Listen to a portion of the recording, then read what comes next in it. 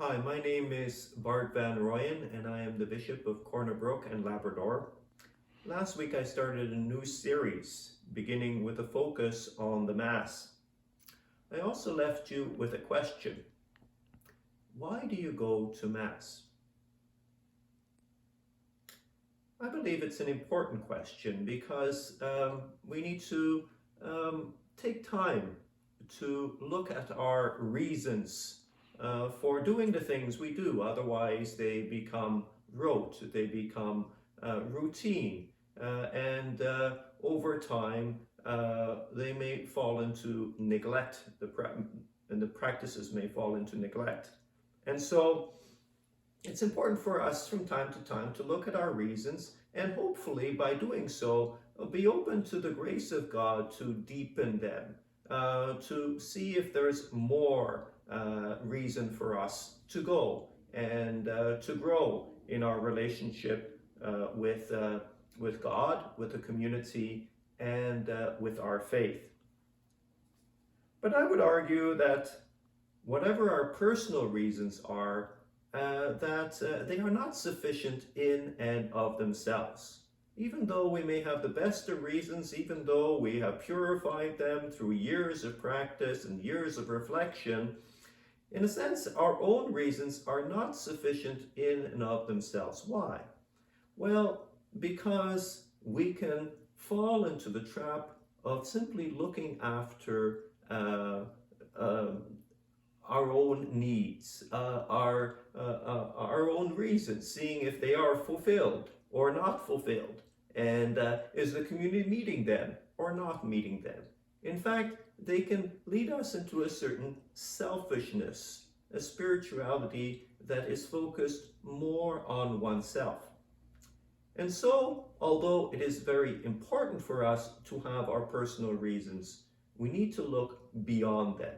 And I would suggest that we need to look at, why is God gathering us? Why is He calling us to come to Mass?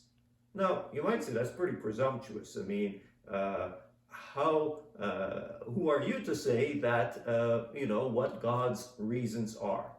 I think that we can know God's reasons. In fact, they are clear to us in the Bible. And God's reason is always centered on love. God is love.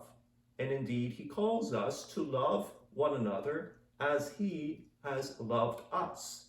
And so our gathering must in some way be wrapped up in His desire to share His love and to have that love spread within the community. And so the chief motivating factor insofar as God is concerned is love. And He calls us into community. As much as sometimes we like to avoid our community obligations, in a sense, we see this as being the norm. He calls us into family.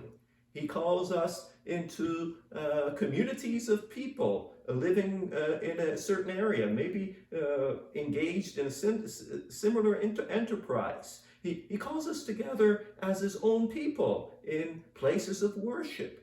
And although we're there to worship Him, love of God, we're also there for love of neighbor.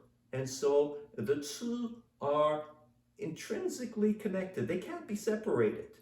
And so when we come to Mass, it's not just to fulfill our own reasons, our own motivations.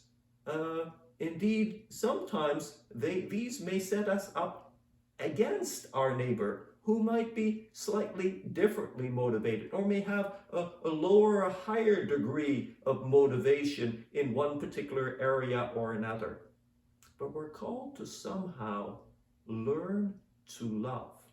So it's this theme I'd like to pick up again next week, and we'll look a little bit deeper into how are we as parishes and during Mass called into greater love, not just of God, but of one another. I hope you'll join me next time.